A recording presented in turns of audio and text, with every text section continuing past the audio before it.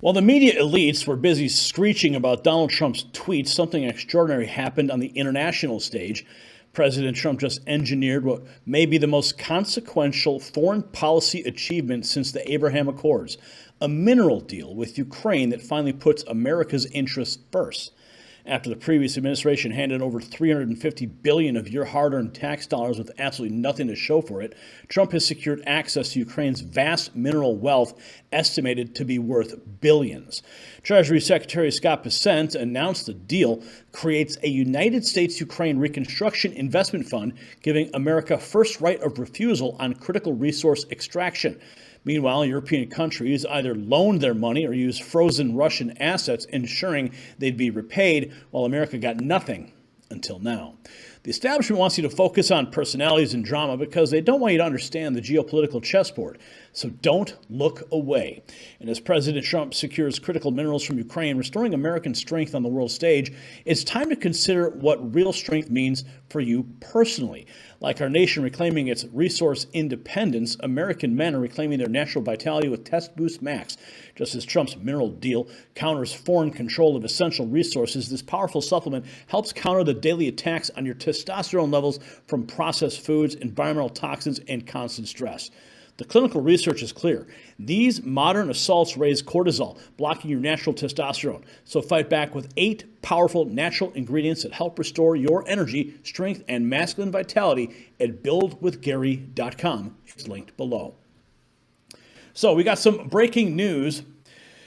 If you didn't hear about this, now you are. President Trump has signed a historic mineral deal with Ukraine that will finally make America get paid back for the $350 billion that Joe Biden just threw away. Treasury Secretary Scott Bessent, this agreement signals clearly to Russian leadership that the Trump administration is committed to peace. Listen. Reconstruction, and I am glad to announce the signing of today's historic economic partnership agreement between the United States and Ukraine, establishing the United States-Ukraine Reconstruction Investment Fund. This partnership allows the United States to invest alongside Ukraine to unlock Ukraine's growth assets, mobilize American talent, capital, and governance standards that will improve Ukraine's investment climate and accelerate Ukraine's economic recovery. The Development Finance Corporation will participate and help to establish this fund in collaboration with the government of Ukraine. Today's agreement signals clearly to Russian leadership that the Trump administration is committed to a peace process centered on a free, sovereign, and prosperous Ukraine over the long term. It's time for this cruel and senseless war to end. The killing must stop, and both the United States and the government of Ukraine look forward to quickly operationalizing this historic economic partnership for both the Ukrainian and American people. I am glad to announce the signing of today's And President Trump explains why he made the deal. We are in for $350 billion. That's why. You got the deal with Zelensky. You got the deal with Zelensky on the minerals. That means the United States is going to have a presence in Ukraine. Is that going to inhibit Putin, do you think? Well, but the reason I did that is that we're in for $350 billion or close to it, whereas Europe is only in it for $100 billion. All right, so we get some of our investment back. I felt very foolish. You know, they loaned the money, and Biden handed them $350 billion in between cash and military equipment. 350, we got nothing, and I felt very foolish being the head of a country where Europe gets their money back, and it's a much smaller amount, and we get nothing. So I went to them and said, look, we got to get rare earth. They have great rare earth, meaning certain minerals, materials. They have things that a lot of places don't have. It's a big asset that they have. And we made a deal today where we get, you know, much more in theory than the $350 billion. But I wanted to be protected. I didn't want to be out there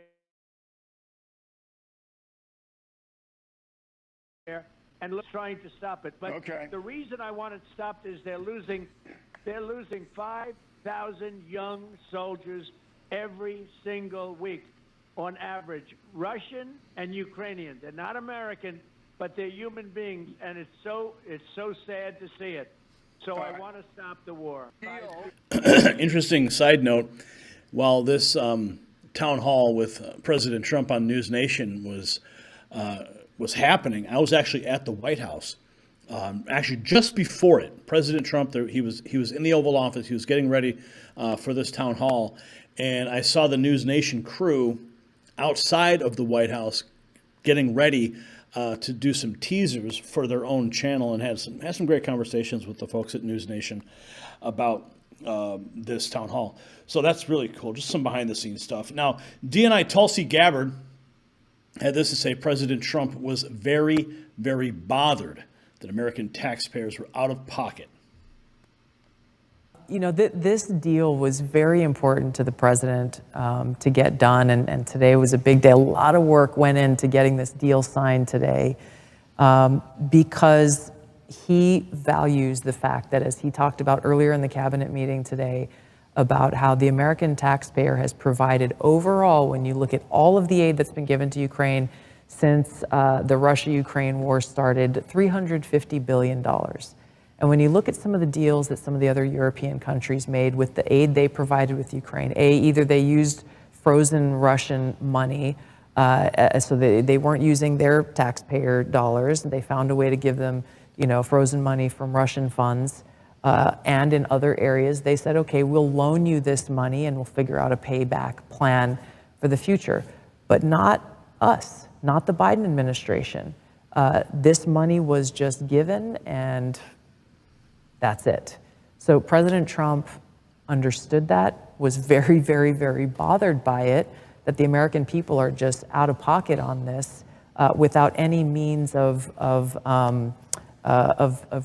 any kind of repayment whatsoever. And so this minerals deal is a way for the American people to get some form of not return, but some kind of a repayment based on the taxpayer dollars that have been expended and used to pay for someone else's government to be run, to pay for someone else's infrastructure, even outside of all of the weapons system, while we still have communities here who have failing infrastructure, who have poisonous water, yes, who have people still in Western North Carolina who are homeless and don't have the basic needs that they have. And so this deal, yes, of course, he wouldn't have made the deal if they don't have these rare earth and minerals that still need to be mined, but of course we checked. Yeah. He's not going to go and make a blind deal based on just a handshake. And so this is a win for the American people, and it's a win for the Ukrainian people, because this joint partnership is something that is mutually beneficial for the people of both of our countries. And it's about damn time. So this creates a joint U.S.-Ukraine Reconstruction Investment Fund, giving America access to Ukraine's critical minerals worth billions of dollars. Listen. Estimated to be... Good morning, Michael. This is a landmark agreement, I think, giving the U.S. access to Ukraine's mineral wealth, estimated to be worth billions of dollars. While it doesn't offer Ukraine the clear security guarantees that it's wanted, it does say repeatedly that the U.S. backs a, quote, peaceful and sovereign Ukraine. In a video message on X, Treasury Secretary Scott Bessent saying it signals clearly to Russian leadership that the Trump administration's committed to a peace process centered on a free, sovereign Ukraine, saying it's time for this cruel and senseless war to end. The killing must stop. And I think it's a huge step forward. You remember that acrimonious meeting in the Oval Office in February descended into a shouting match involving the president, vice president, and Zelensky. Well, speaking to News Nation, President Trump saying this deal could hinder Vladimir Putin's invasion of Ukraine. The president, frustrated by the lack of progress on a peace deal and by ongoing Russian attacks. And overnight, another massive Russian airstrike hitting civilian sites like apartment blocks, a school, a supermarket, at least 2 people killed, 15 injured, and rescue efforts still ongoing this morning. And for the people of Ukraine, now at least, no signs this war is ending. Robin? That appears to be the case.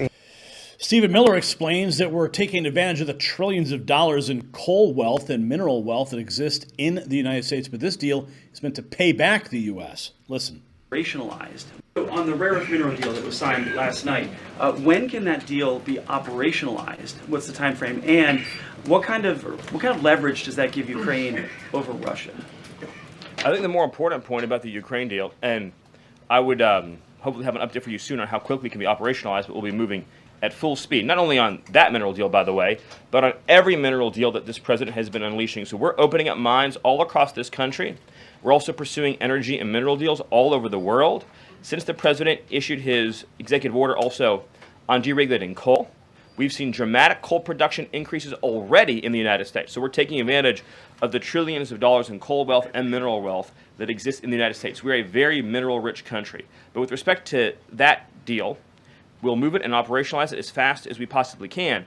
But it's meant to pay back the United States, this is the key point, for the hundreds of billions of dollars that our taxpayers have spent subsidizing the war in Ukraine. So it is repayment to the United States, and that's one of the most important points to understand about it. What's the leverage?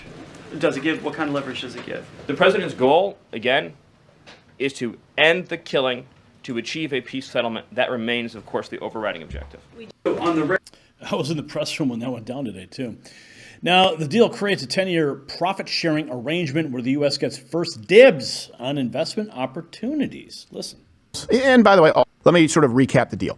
This basically creates a joint fund between the United States and Ukraine. Okay, that fund is going to invest in extraction of critical minerals. And by the way, also oil and gas, but critical minerals are pretty big. It's sort of a weak spot for us.